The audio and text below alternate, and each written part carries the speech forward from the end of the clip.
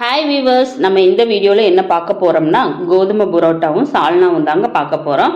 குழந்தைகள் முதல் பெரியவர்கள் வரை விரும்பி சாப்பிடக்கூடியது புரோட்டாவும் சால்னாவுங்க.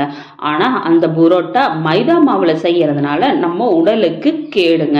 அதனால் நம்ம கோதுமை மாவை யூஸ் பண்ணி புரோட்டாவும் சால்னாவும் செய்யலாம் வாங்க.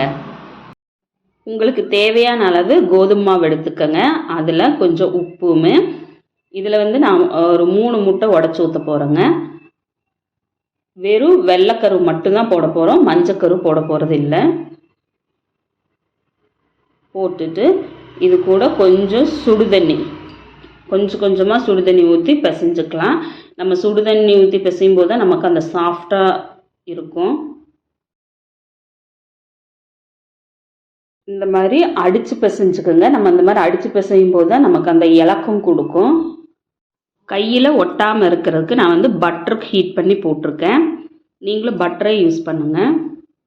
இங்கே பாருங்கள், கையில் ஒட்டாமல் எவ்வளோ சாஃப்டாக வந்திருக்குன்னு. இதை நான் ஒரு மழை கவரில் சுற்றி ஒரு 2 hours ஊற வைக்க போகிறேன். அதுக்கப்புறம் தான் பரோட்டா செய்ய போகிறோம். இப்போ பாருங்கள், ஒரு 2 hours ஆயிடுச்சு. இப்போ ஓப்பன் பண்ணி பார்த்தோம்னா எவ்வளோ சாஃப்டாக வந்திருக்கு. மறுபடியும் எடுத்து இந்த மாதிரி நல்லா உருட்டிக்கலாம். இப்போ கொஞ்சம் பெரிய பெரிய உருண்டையாகவே நம்ம உருட்டி வச்சுக்கலாங்க. இந்த மாதிரி உருண்டையாக பிச்சு வச்சுட்டு இங்கே பாருங்கள், இந்த மாதிரி எல்லா உருண்டையும் பண்ணி வச்சுக்கலாம். பண்ணி வச்சதுக்கப்புறமா உங்களுக்கு இது மேலே பட்டர் போட்டுக்கலாம். உங்களுக்கு பட்டர் வேண்டான்னா சாதாரண கடலெண்ணெயும் யூஸ் பண்ணிக்கலாம். நம்ம பட்டருங்கிறனால கொஞ்சம் சாஃப்டாக இருக்குங்கிறதுக்காக அது போட்டிருக்கோம். இந்த மாதிரி எண்ணெய் அப்ளை பண்ணிவிட்டு நம்ம எப்பவும் போல் சுருட்டி எடுப்போம் இல்லைங்களா, அந்த மாதிரி சுருட்டி எடுத்துக்கோங்க. சுருட்டி எடுத்துகிட்டு இதை ஒரு சர்க்கிள் ஆட்டாக பண்ணி வச்சுக்கலாம். அந்த சர்க்கிளில் ஒரு 10 minutes இருக்கணும். அதுக்கப்புறம்தான் நீங்கள் பரோட்டாவுக்கு திரட்ட முடியுங்க. நம்ம இப்போ அதுக்குள்ளேயே சால்னா எப்படி செய்யறதுன்னு பார்த்துட்டு வந்துடலாம். பெரிய வெங்காயம், இஞ்சி பூண்டு, கருவேப்பிலை, பச்சை மிளகாய், கொஞ்சம் புதினா தலையும் கொத்தமல்லி தலையும், இது கூட தேங்காய், பொட்டுக்கடலை, நிலக்கடலை, அதுக்கப்புறம் ஊற வச்ச கசகசாவும், முந்திரி பருப்பும், சால்னா தாளிக்க கல்பாசி, பட்டை, ஒரு ஸ்டாரு, இதை போட்டுக்கலாம். இது நல்லா சூடானதுக்கப்புறமா இது கூட பிரியாணி இலை.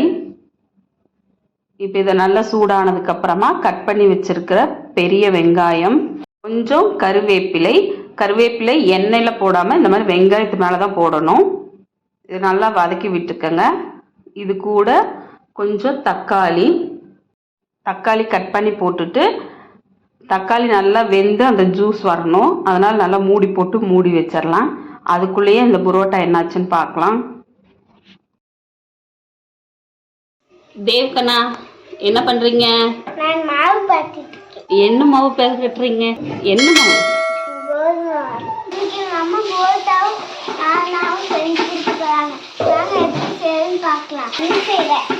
நீங்களும் மாவு பேசுறீங்களா?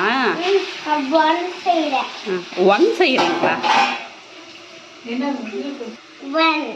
உங்க அம்மா புரோட்டா செய்யறாங்கன்னாங்க, நீங்க ஒன் செஞ்சுட்டு இருக்கீங்க. எது வேணாலும் செய்வீங்களா? சரி, செய்யுங்க.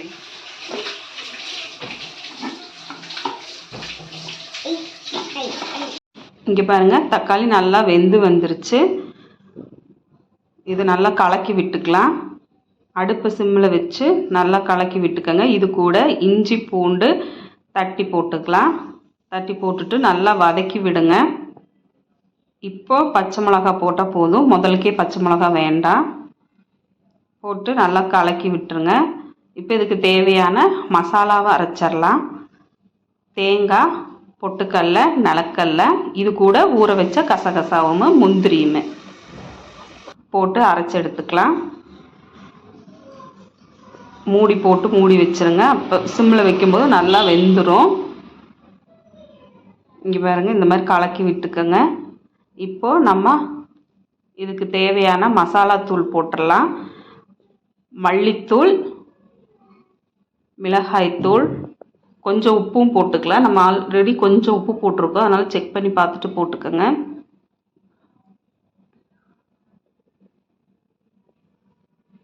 நல்லாவே வெந்து வந்துருச்சு.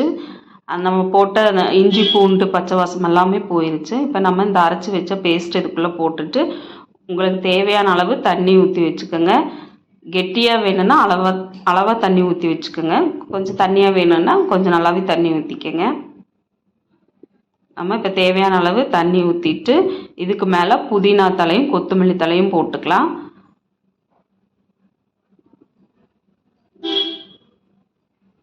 போட்டு நல்லா கலக்கி விட்டுட்டு இதுக்கு மேலே கொஞ்சம் சிக்கன் மசாலா போட்டுக்கலாம். கண்டிப்பாக சிக்கன் மசாலா போட்டு தான் ஆகணுங்க. அப்போ தான் அந்த டேஸ்ட் கிடைக்கும். சிக்கன் மசாலா போட்டுட்டு அடுப்பை சிம்மில் வச்சு மூடி வச்சிடலாம். இப்போ எண்ணெய் பிரிஞ்சு வரும்போது நமக்கு தேவையான சால்னா ரெடி ஆயிரும். இப்போ இங்கே பாருங்கள், நல்லா கொதிச்சு வந்துருச்சு. இன்னும் நல்லாவே கொதிக்கணும். எண்ணெயெல்லாம் நல்லா பிரிஞ்சு வரணும், அந்த அளவுக்கு கொதிக்கணும். அதனால் அடுப்பை சிம்மில் வச்சுட்டு மூடி போட்டு வச்சுருக்கேன். இப்போ இந்த பரோட்டாவை வந்து நம்ம உருட்டிக்கலாம். உங்களுக்கு தேவைப்பட்டுச்சுன்னா மறுபடியும் கொஞ்சம் எண்ணெய் ஊற்றிக்கலாம். தோசைக்கல்ல 2 பக்கம் நல்லா பொன்னிறமாக வர வரைக்குமே நல்லா இந்த தோசை திருப்பிலேயே நல்லா அமுத்தி விட்டு நல்லா பொல்லி வர மாதிரி அமுத்தி விட்டு எடுத்துக்கலாம். உங்களுக்கு தேவைப்பட்டுச்சுன்னா மேலே கொஞ்சம் பட்டர் கூட இன்னும் கொஞ்சம் போட்டுக்கலாம். நம்ம ஆல்ரெடி நிறையாவே போட்டிருக்கோம்.